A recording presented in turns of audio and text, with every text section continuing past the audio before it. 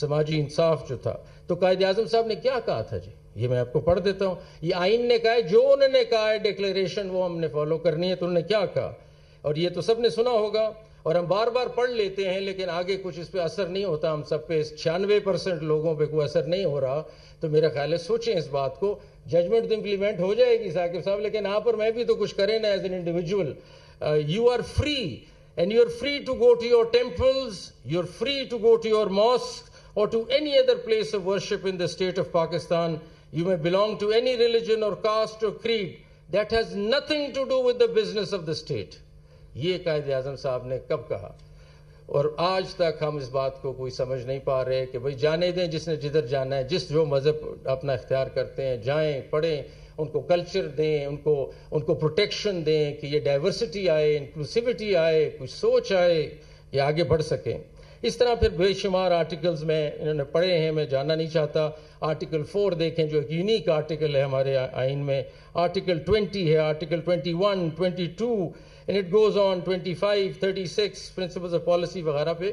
میں آگے آپ کو اس پہ نہیں لے جانا چاہتا. It's not a lecture on the constitution, but آئین کی اندر articles ہیں, one article after the other, saying that we need to protect, give space to the minority, because if the minority flourishes, we as a nation flourish. وہ flourish کریں گے تو ہم flourish کریں گے. diversity آئے گی، سمجھ آئے گی، ہارمنی آئے گی، پیس آئے گا. یہ سب سمجھنا ہمیں چاہیے. اور میں آپس میں مخاطب ہیں، ہم آپس میں مسلمانوں سے کہ ہم کیا کر رہے ہیں، ہم اس کو دیکھیں اور کیا وجہ ہے کہ ہم اتنی تنگ نظری سے ساری چیزوں کو دیکھ رہے ہیں. اور ایک ججمنٹ جو کہ یہ جیلانی صاحب کی ججمنٹ کمال لینڈ مارک ججمنٹ ہے. ایک اور ججمنٹ دینے کو موقع ملا، مبارک علی والا کیس ہے سپریم کورٹ کا، جس میں یہ جو آپ کا کوٹا تھا یہ چیلنج ہو گیا. کسی نے کہا یہ بتائیں کس طرح دے دیں ہم کرسچنز کو 5% کوٹا، یہ بتائیں کہاں لکھا آئین میں؟ یہ تو ڈسکریمنیشن ہے. کہاں پروٹیکشن؟ آرٹیکل 25 میں تو لکھا ہے صرف بچوں کو اور عورتوں کو پروٹیکشن مل سکتی ہے. تو یہ کرسچنز اور مائنورٹیز کیسے پروٹیکشن لے رہے ہیں؟ So we safeguarded that 5% for you in Mubarak Ali case, and I quote some of the provisions which are important. In order to safeguard the rights of the minorities and to provide equality of status and opportunities, the state has to endeavor to bridge the gap and ensure that the non-Muslim minority in our country gets to enjoy their fundamental rights under the Constitution with the same favor and force as enjoyed by the Muslim majority and majority of persons with fuller abilities. اس میں کیونکہ ہم نے minority اس کا disabled persons کا بھی case تھا اس کے اندر. The word minorities signifies merely a statistical number. یہ میں پہلے بھی آپ کو عرض کر چکا ہوں، سپریم کورٹ نے ججمنٹ میں بھی کہہ دیا. The word minority signifies merely a statistical number representing a class of people in the country who are non-Muslims, and in no manner does it imply that they are lesser citizens or in any manner less entitled to the fundamental rights under the Constitution. So they have equal rights as all of us here in this room. The 96% and the 1% or the 2% have same rights under the Constitution. So this was said very strongly by the Mubarak Ali judgment. We can read it sometimes if you want to. But what I want to come to is that we need to understand that it is high time کہ ہم اپنا interfaith harmony, interfaith dialogue شروع کریں اس ملک میں اور زیادہ بڑھائیں اس چیز کو. بیکاز ہر مذہب یہ کہہ رہا ہے، ہر مذہب اپنے آپ ہر دوسرے مذہب کو سپیس دے رہا ہے، تو پھر کیوں نہیں یہ کام ہو رہا؟ مجھے نہیں سمجھ آ رہی.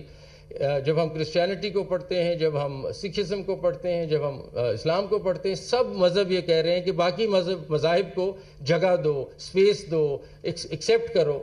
تو پھر کیا وجہ ہے کہ ہم ایکسیپٹ نہیں کر پا رہے اور ہمارے بھی اتنی ریزنٹمنٹ ہے، اتنی ایگریشن ہے اگینسٹ مائنورٹیز؟ کیا وجہ ہے؟ کیوں ہم اتنے ناراض ہیں، اتنے غصے میں ہیں، اتنے اینگری ہیں؟ پوپ فرانسس فار ایگزامپل کہتے ہیں، جو ان کے کرسچن پوپ ہیں، dialogue is born from an attitude of respect for the other person, from a conviction that the other person has something good to say. یہاں سے dialogue شروع ہوتا ہے. ڈائلاگ کرنا ضروری ہے says Pope Francis. میں ان کا کوٹ کرتا ہوں جی، میتھیو the New Testament میں سے 7:12. So in everything do to others what you would have them do to you, for this sums up the law and the prophets.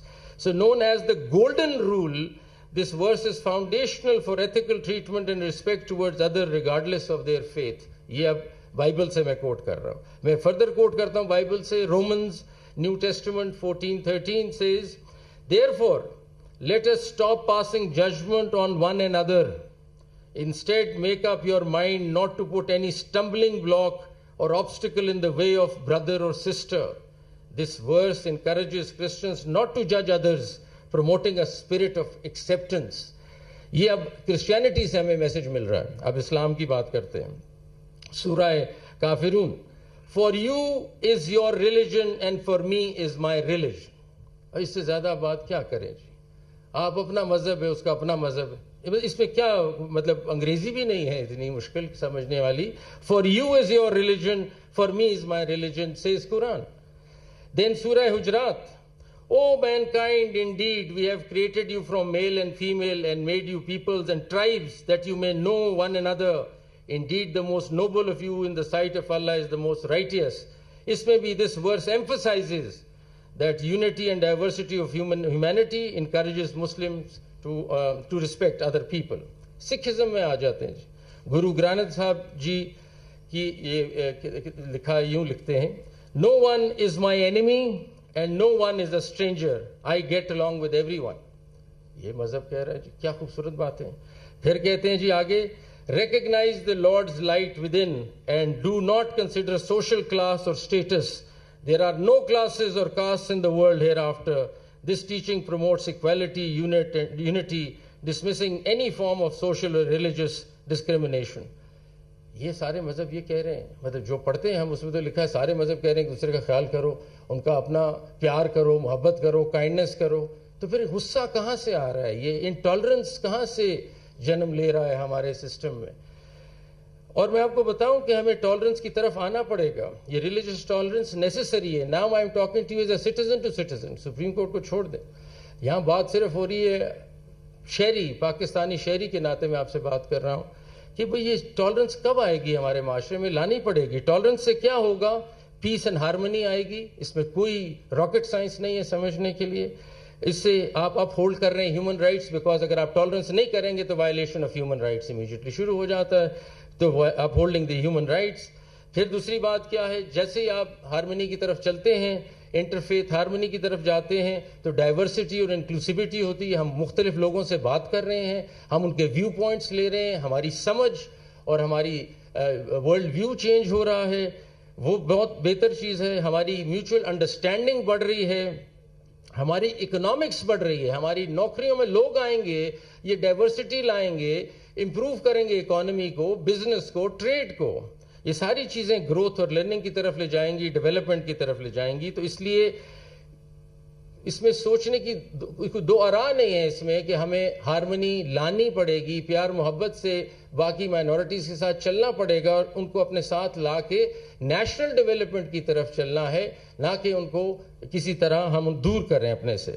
اور ریورس میں جب آپ ریلیجس انٹالرنس آ جائے اگر, تو پھر کیا نقصانات ہیں. ایک دم کانفلکٹ اور وائلنس شروع ہو جائے گا معاشرے میں, جو آپ نظر آ رہا ہے, آپ کو دیکھ رہے ہیں. The minute you bring in religious intolerance, you will have conflict and violence in the society. Violation of human rights will start. Obvious باتیں ہیں, اس میں میرا خیال سوچنے والی بات نہیں ہے. سوشل ڈویژن پیدا ہوگی اس کمیونٹیز کے بیچ میں, ڈفرینسز آئیں گے, اور اکنامک ڈیٹیریوریشن ہوگی, کیونکہ سب کی کاسٹ ہے.